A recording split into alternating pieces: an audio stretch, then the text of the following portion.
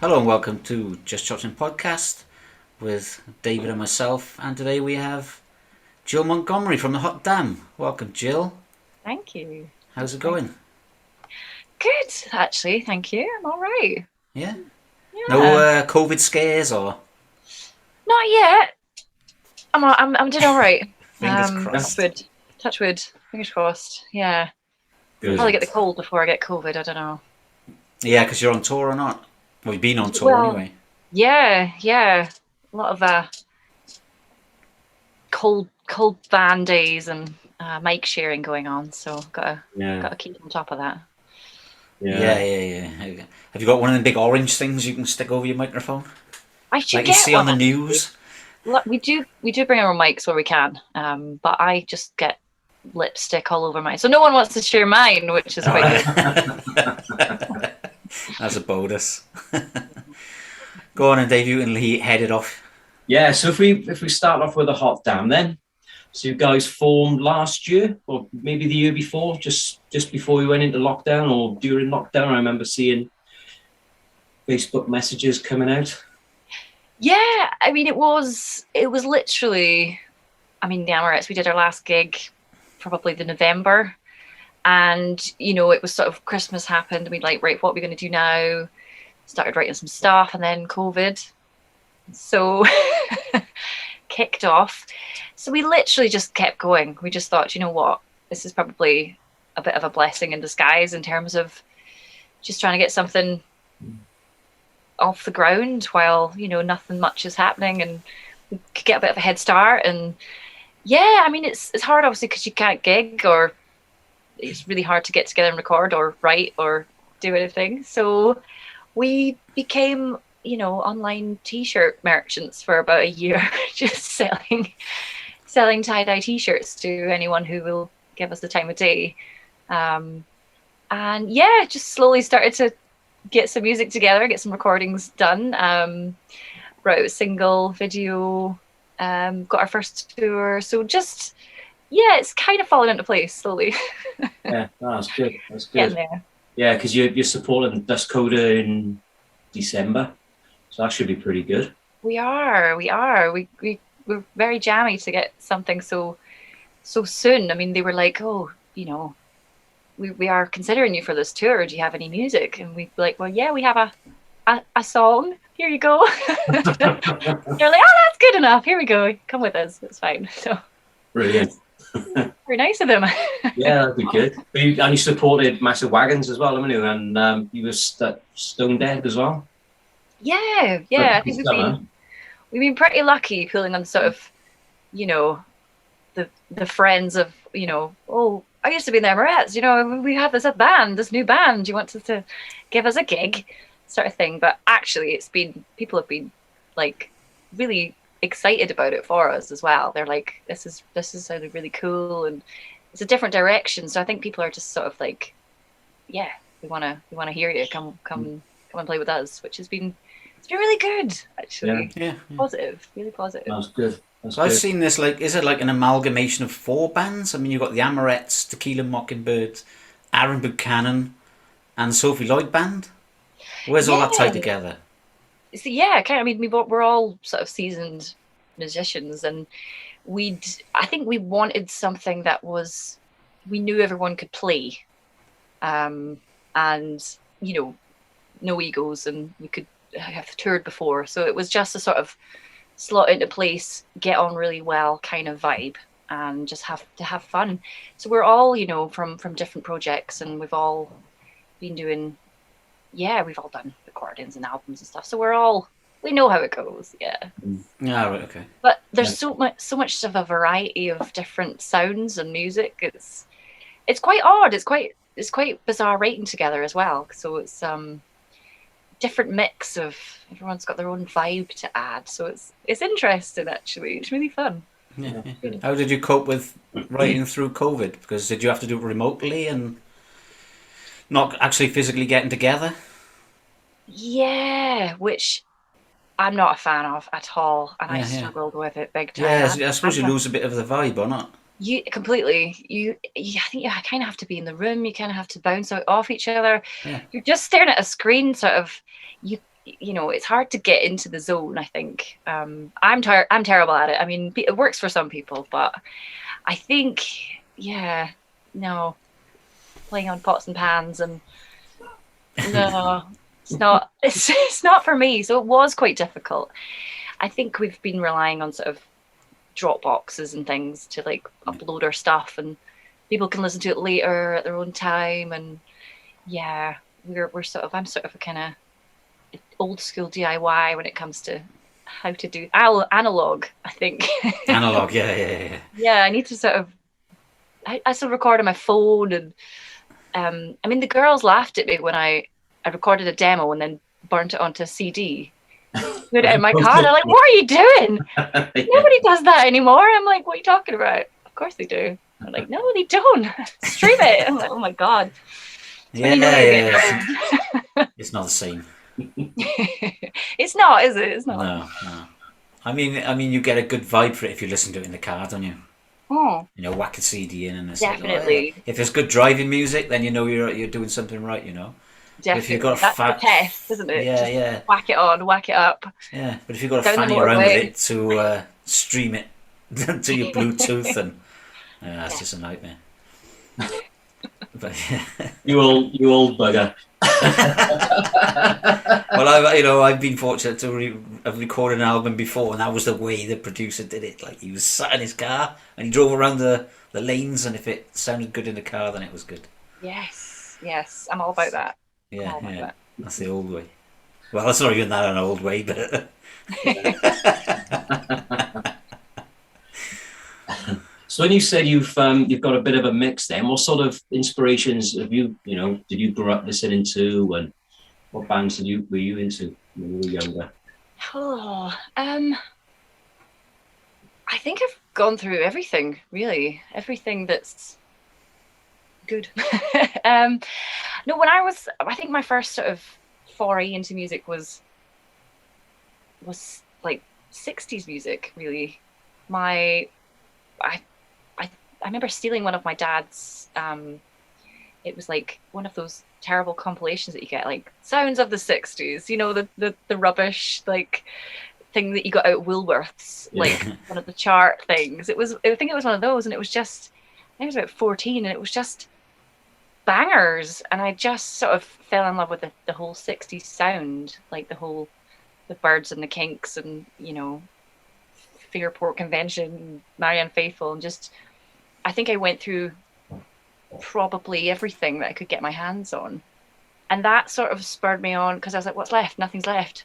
Mm-hmm. And then I moved on to the 70s, and I think it just kind of started that from there. Oh, Dad, you've got a 70s compilation CD. I'll give that a crack. From Lowers, number 2.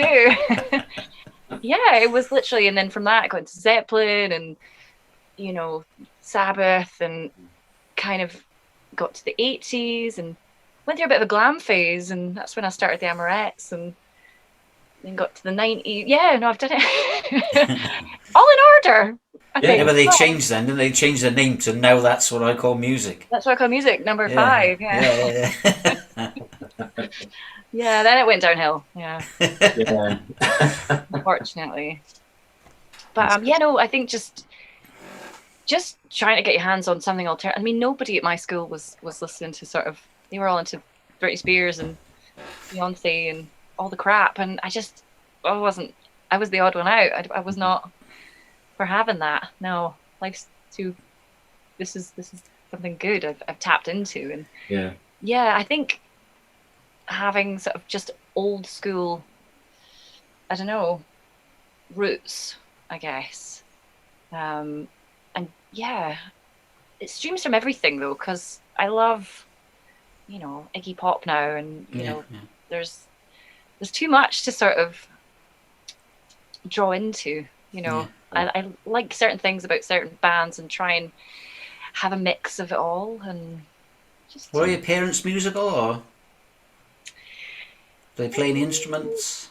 No, not really. Nothing. Absolutely not. I don't know where I got adopted from, but no, they're more sort of thespians. Okay. They like theatre and like musicals and all right, okay, things like that. Yeah.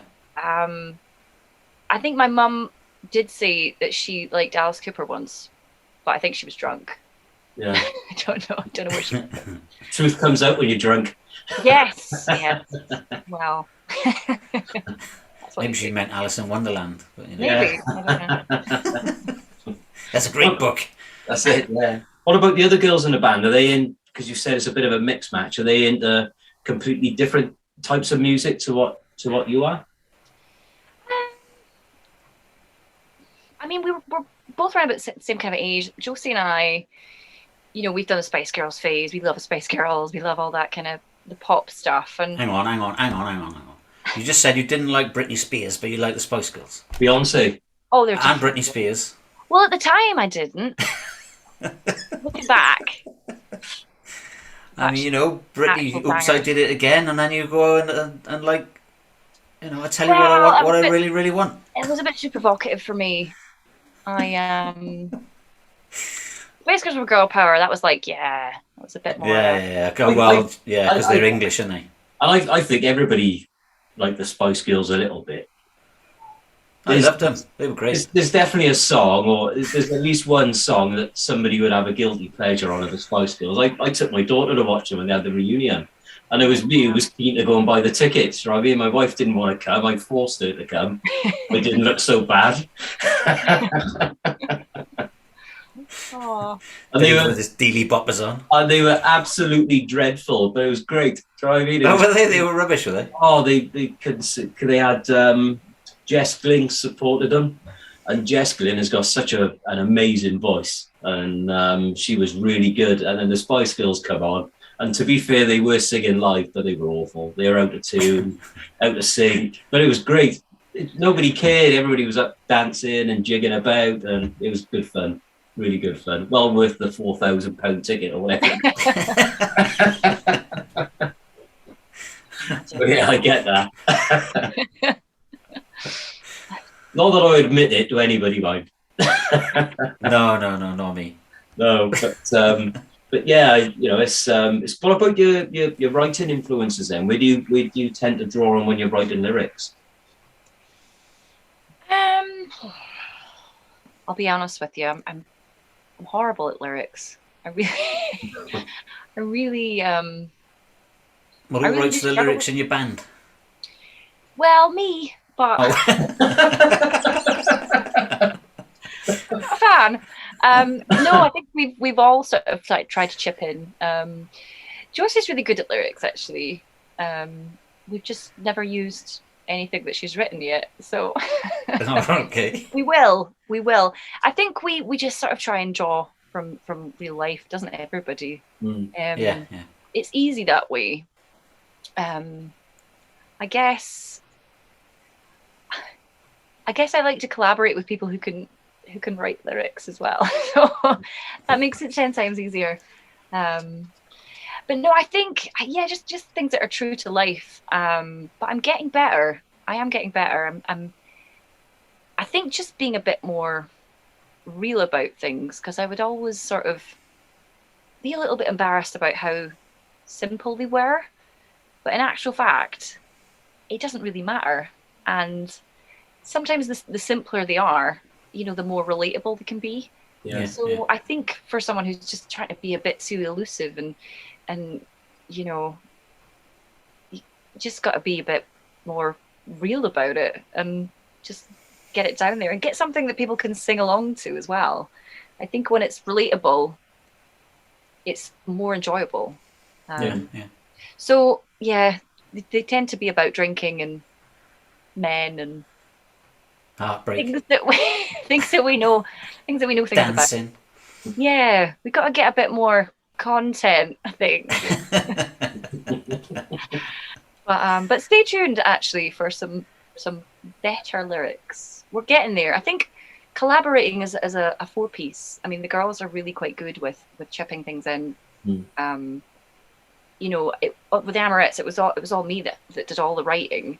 But these new girls we're just sort of, working on it stage by stage, and it's really good to have that to bounce off of, because you're kind of like, ideas, what do you think? And people will contribute and add stuff in and yeah. or just tell you that was terrible, do it again, sort of thing. You know, it's really it's good to get that, because otherwise you tunnel vision. You know, it's and it can be quite two-dimensional, I think, sometimes. Yeah. Well, you look like you've got plenty of ideas written behind you. I mean, what's that behind you? Is that the fridge or? Oh, bloody big fridge. No, it's my it's my studio. I'm trying to find a wall to sort of put my backdrop. I've gone back to studying graphic design. Oh, okay. Since COVID hit, because we couldn't gig, so there was no money coming in. So plan B. You need a plan B for when the plague comes back. So this is my plan B. I'm studying to be a graphic designer. Cool. So Oh, that's cool. That's interesting. How long have you got to do that for now? How far through are you? Well, I'm just finishing I'm just in my second year now, so I'm just gonna finish that off, and I don't know what the next step is. Get a job? I don't know what that means. Get a real job. That'll be scary. Yeah. Get a real job. Yeah, you can't be a musician forever, you know. I know. Plan B. I need a plan B. You'll have your mum and dad telling you off. Oh, they're sick of. Yeah, that happened moons ago. Get a real job. Oh my god. Yeah, that seems to be a running theme for musicians, doesn't it? You know, everyone trying to break through, and parents telling you to get a real job, and that's rubbish. They've given up now. But I saw you doing some sort of like. Are you still doing them? Your Film Fridays on Facebook? Oh, we do. Yeah, we do actually. It was sort of content to sort of keep people entertained while we I understand didn't gig or write any music. So we we just started trying to film little random bits of shit. What we're up to. Yeah, random shit. What we're up to. You know, if we do go to a studio, you know, make a meal of it, and I saw that. I saw your cookery skills on road trips and what we're all about, and Laurie edits it all. She's really good at the chop and changing and editing. So we try and whack not every week, because you know we've got school and things, but we try and get some up when we can. Does she edit it on a phone or does she edit it on a computer? I think on a computer. We all like film crap on our phone and then send it to her, and then she'll make it magical. Yeah, maybe she can give me some tips, because I'm fucking useless. I'm sure she will. You're not. You're doing a good job. I'm getting better, but I mean, it's so time consuming, you know. Yeah. And I when passed you work on that job. I work full time as well. I'm not working full time at the moment, but I'm trying to.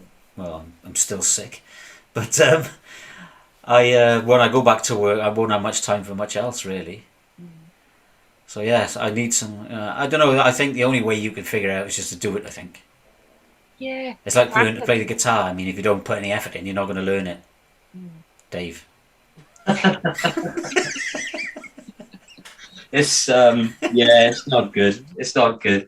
I was obviously you can tell I'm a big Wayward Sons fan. I was talking to Toby and Sam, and those guys sort of like inspired me to learn guitar. And I was messaging Sam, which one should I buy? And he said, I'll get a Yamaha and all this.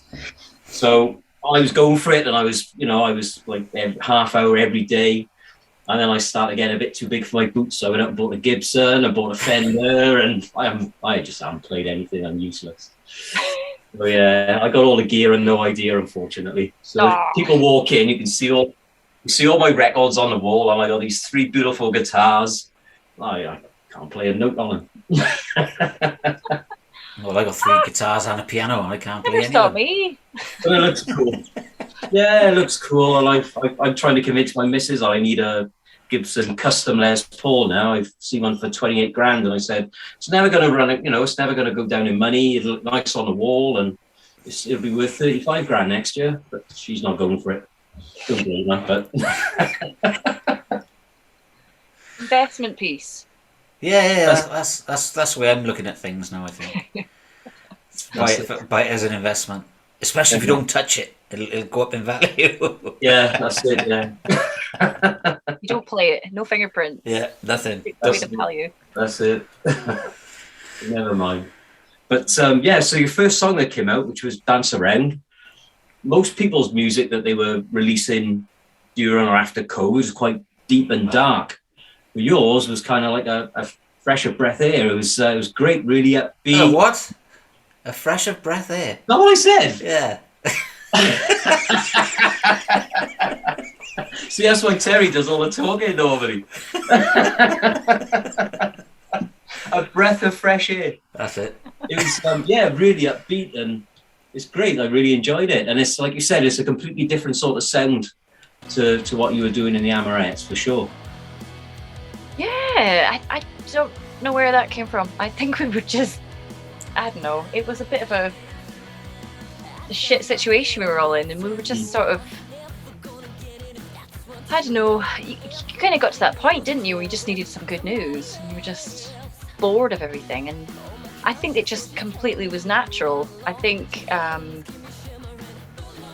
you know, I'd make playlists of some of my favorite tunes and then just go like running for hours, like, well, not hours, probably about an hour. That was my limit.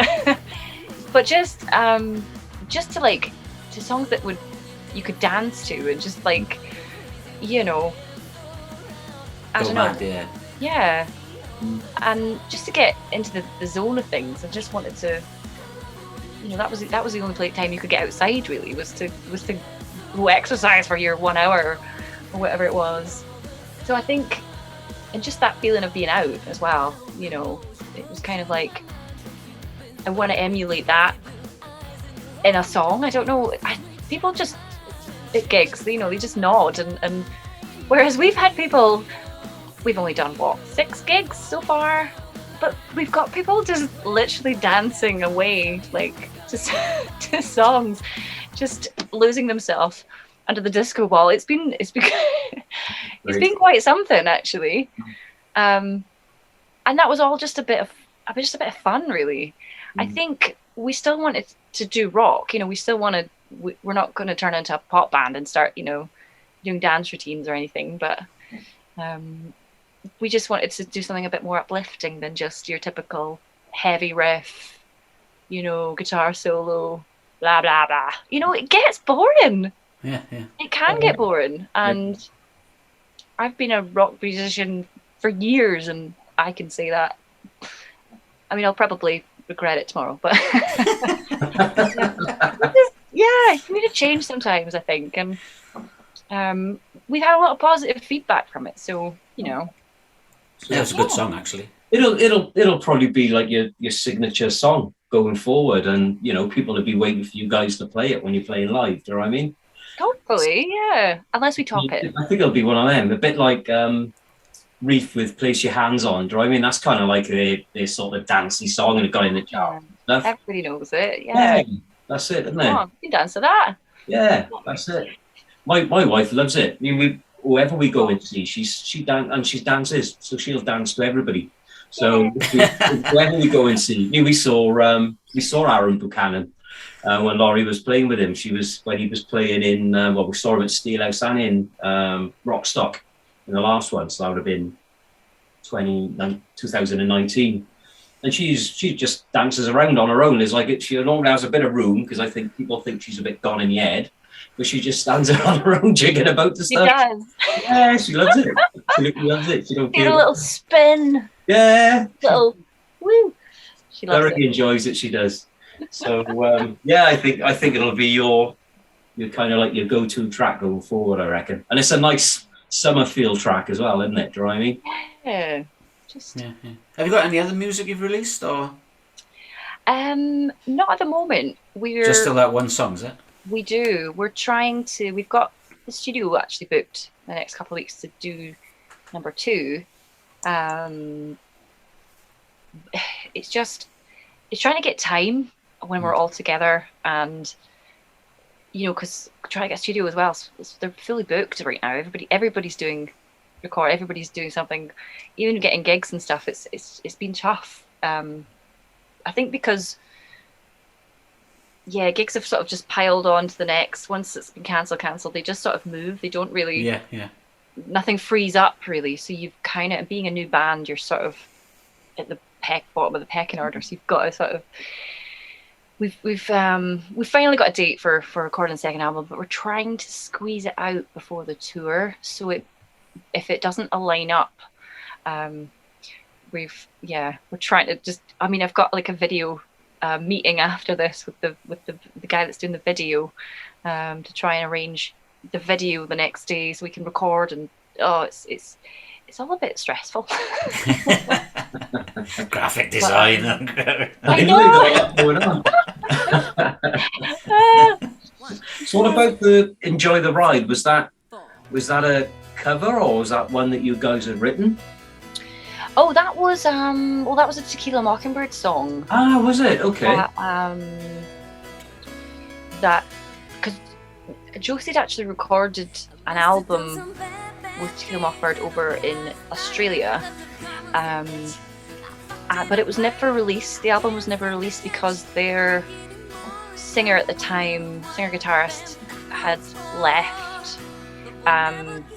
So I think they were waiting to fill that position to release the album, but it never really got released for whatever reason. But that was the sort of the favourite single from that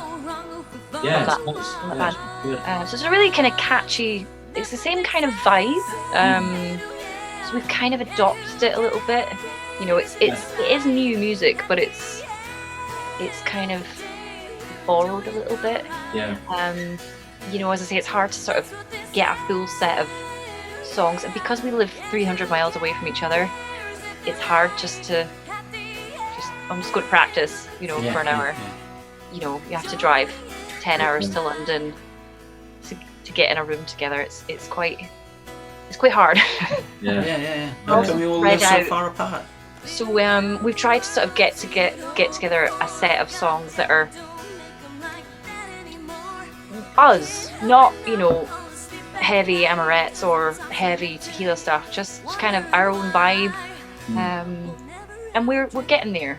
Although we do still play a couple of tequila songs and a couple of Amorettes stuff in the set, we are obviously working towards getting rid of that and doing our own stuff, which is fair enough, you know. It's been a tough time, and I hope people can forgive us for sneaking a couple in, but well, it's banging your own vibe on it as well, in your own set. So it's the hot diamond doing it, so that's cool. Definitely. I mean, it is hard going from, you know, with 4 different bands to starting a brand new band to having our own vibe, to, you know, and not doing it while meeting up with each other, doing it all virtually online. It's been hard, and even to get like a vibe, but we've got there, and I think we're doing all right. Cool. I'm enjoying it. Yeah, that's good. That's good. Yeah, we were talking before the show actually, and we were wondering how you filled your setup, if you did actually fill it up with songs from the other bands. So you would just answer that question before we asked it. Ew, oh, sorry. Getting ahead of myself. You read David's mind. That's it. So before the Hot Damn, then you were with the Amorettes, and I saw you guys in Steelhouse. And you guys went down really, really well in Steelhouse, but that was obviously with kind of like the new mashup band, really, wasn't it? Because when you guys were supporting each other doing the Tequila Mockingbird and the Amorettes stuff, I was saying to Terry, I thought you guys to do that, I thought that was really cool to make sure that you completed your gigs that you had outstanding. Commitments. Yeah, your commitments for you guys to do it. I thought that was brilliant. I think it was very natural how that all happened. I think we confused a lot of people, but we tried to sort of do it as clearly and as best we could. I think basically, you know, the day that the other ladies from the Amorettes had called it a day, you know, I got home from the pub and I immediately phoned Josie because I saw that she'd put out an advert on Facebook saying, I've just lost my guitarist singer. I'm looking to replace that, and I've obviously lost my drummer bass player. I was looking to replace that. So I just basically phoned her and said, look, this is the situation. We've got like loads of festival dates and European dates, and I'd rather do it with you, who I know, rather than some stranger from the internet that would give me more stress than I can handle. And she said the same. So we were just like, let's just do it. And is this going to be really confusing? We don't know. We actually met up with Toby Jepson. We asked him, what do you think? Is this a stupid idea? Because he was in town doing, I think he was recording Anchor Lane at the time. So Josie and Laurie actually drove up from Essex, and we all had a pint. And he just said, I think it's a great idea. Yeah, you go for it, and just have fun and see how, because it was kind of we could see how we got on with each other, as well, because we both were sort of thinking, are we going to do both bands forever, or are we just going to melt into one, or are we just going to do one band? Or we all had thoughts, and we just decided we'll just see how the year goes. And I think at the end we just all decided that we wanted to do something a bit different. As much as we did love the songs, I think it was more of a part in history, and a part of our pasts and what we were sort of a bit different now. I mean, I'd been in the Amorettes for 10 years. It had evolved, and I think it was evolving into maybe even what the Hot Damn is now, like a sort of natural progression. But I think we just came to the conclusion that we wanted to start fresh, and why not? We'd been through so many lineup changes, and it just seemed like the best idea. So it took about 100 years to decide on a name, but yeah. They always do. Yeah, I remember the little snippets coming out on Facebook when you were giving us little ideas every day as to what was going on and all that. Oh, that was Facebook. They wouldn't let us change the name. That's right. Yeah, you had to do a letter at the time. We could change one letter. That's right. At the time. So it was the what was it? To be announced. TBA. TBA the. TBA he. It was like, that took about 3 months. Yeah. Oh, that was a nightmare. I thought it was good, actually. I thought it was really good. David sat by his computer every day. Oh, what's the next letter? What's the next letter? The hangman. Oh my god. It's like countdown. Oh. Yeah, I thought that was good. So do you think, obviously you had a lot of success with the Amorettes, and like you said, you were with them for 10 years and released 4 albums and supported, like Black Star Riders and Thunder and, some really big names. But do you think, like you said, do you think it was coming to a natural end anyway and ready to start a new project? Do you think that was kind of like where you were going? I think so. I think, I don't know. I'm not really one for doing things on my own. I kind of like to have, a team of people around me who I love and trust. I don't. If I'd gone on, and done it with the Amorettes, I think it would have sort of just lost a bit of something. It would have just been. I don't know. You would have always got those people that would be like, oh, it's not the same. Yeah. You'd have always had that, and I think there is a part of me that would have still have loved to carry on. But I just feel like it was kind of the right decision to sort of do Start something fresh. else. Yeah. I think. Yeah. Something Out else. with the old, in with the new, and pull your sleeves up and get on with it, innit? And there's nothing. There's no badness in that. I think that's just. Yeah. Sometimes you need to change. it just feels natural. It's really, Yeah. you know, I did more in the Amorettes for quite a long time because it was all I knew really. For 10 years, I'd committed everything into this band, and the thought of not having it was really hard, actually. Yeah. But you get a new energy from the Hot Damn? You got a different kind of energy from it? I think it's something that is incredibly exciting to me. I think because you've got 3 other people who are as passionate, if not more passionate, and putting everything into it at the same time. Yeah. You know, it's very exciting because this time it's kind of 4-sided, and it's exciting to see where it can go.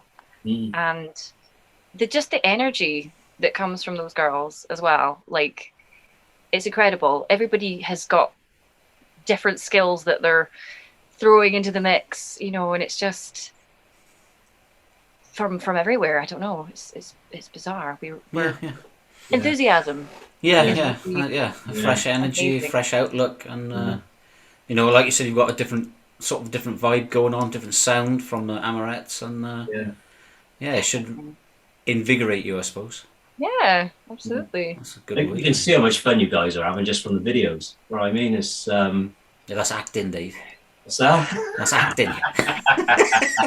No, not from the music video. I mean, just from the general videos. You know, when you mess about, and you know, it looks like you really, really do get on very, very well. The 4 of you. You know what I mean? We do. It's been really weird because, you know, a couple of years ago we hardly knew each other, and now it's like sort of, you know, I don't know. Being there, it was such a serious thing, so serious. Like, it felt like such a serious job. But this is kind of like the complete opposite. You're trying not to look as like a tit on camera, but it never really happens because you always will. I don't know, and it always gets captured on camera. Yeah, but as long as it's fun, you know, as long as you're having fun, I mean, okay, isn't it? That's it. Yeah. That's the main thing. That's fine. I'm used to it now. Yeah, but you know, it's just like you don't have to be serious all the time.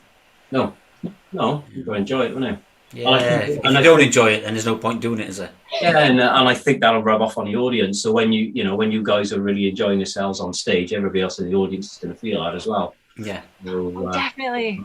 And it's just no hassle. Like, there was a gig we did a couple of weeks ago in Nottingham, and I don't know if you've ever been to the old Sal, but they've got these like little podiums that sit either side. So Laurie and Lizzie are both like stood up on these podiums, and I'm sort of in the middle. And Laurie's got a really big podium, so I was like, I could go do a solo on that, my last solo. So I tried to like sneak over to get up and do the solo on the podium, but of course my wireless kit hooked onto Laurie's microphone stand and pulled the whole thing off, and like the feedback was screeching, and it was like the ultimate fail.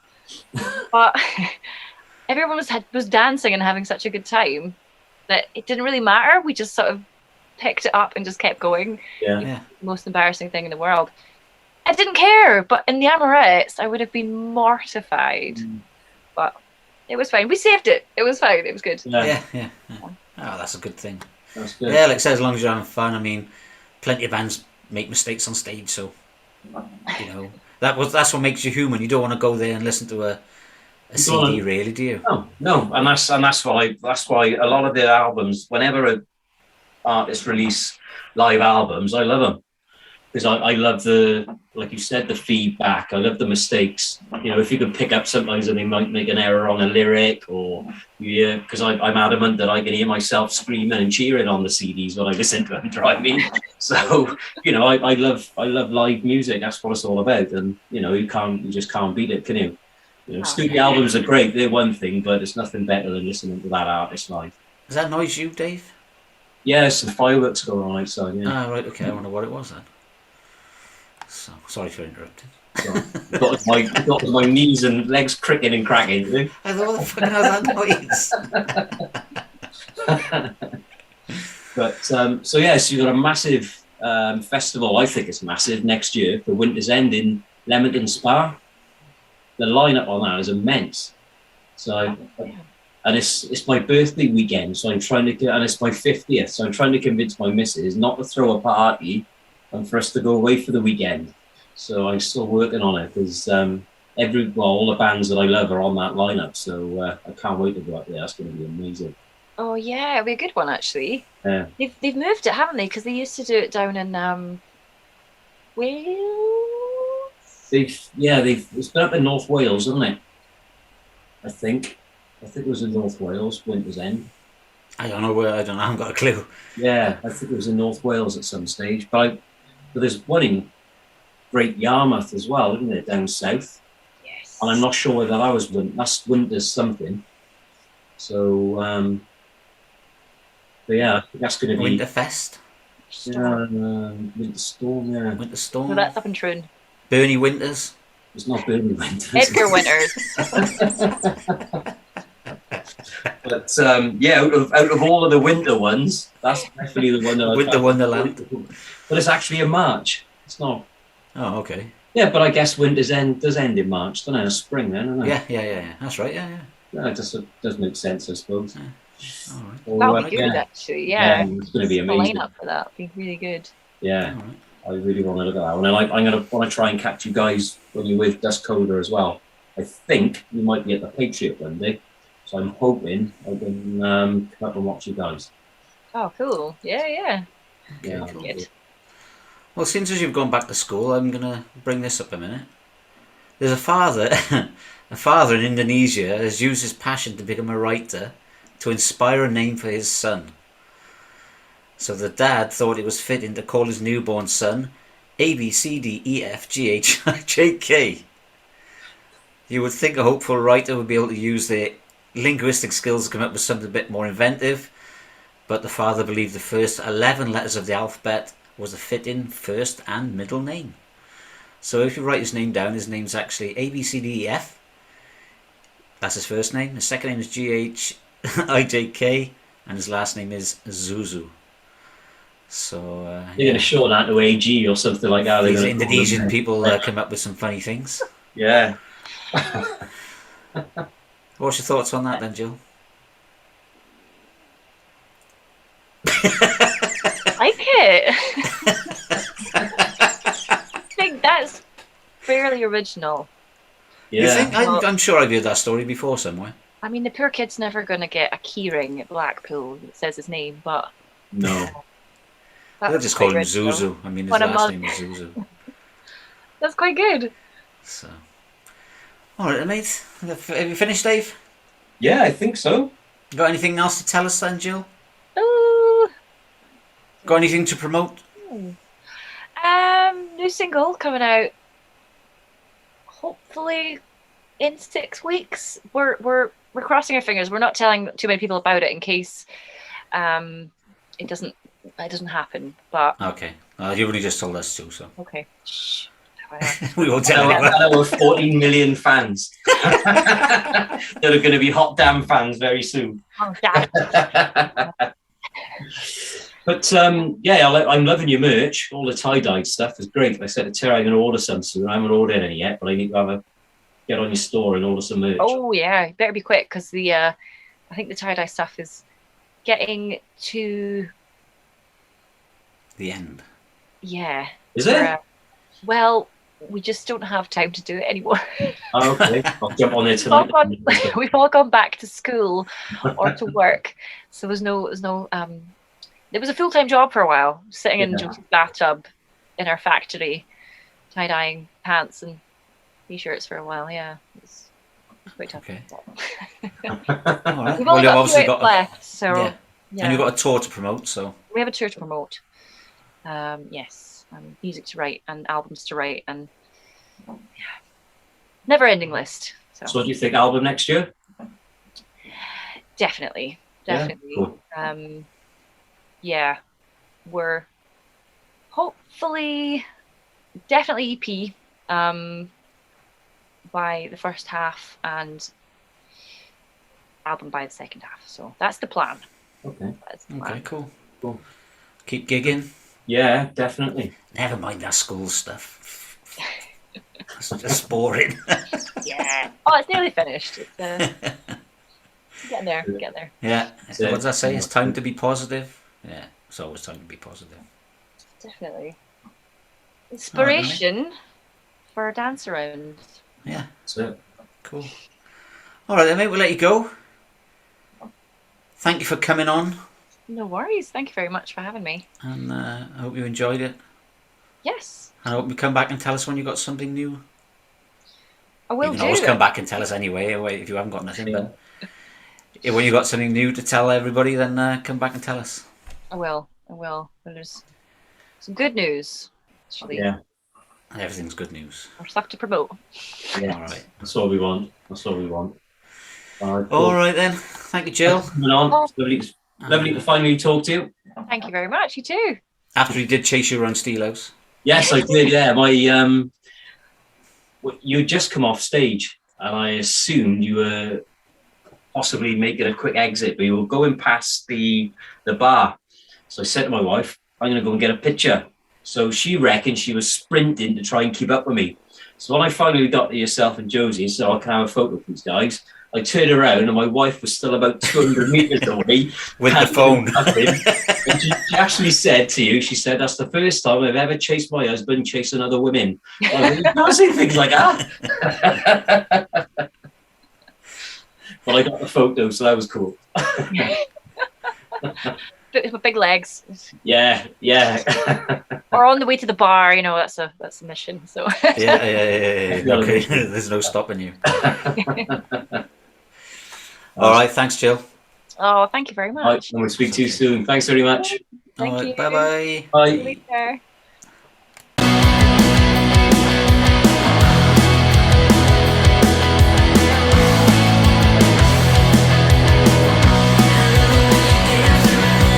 I dye my hair and girls turn you on. Never gonna get it if that's what you want.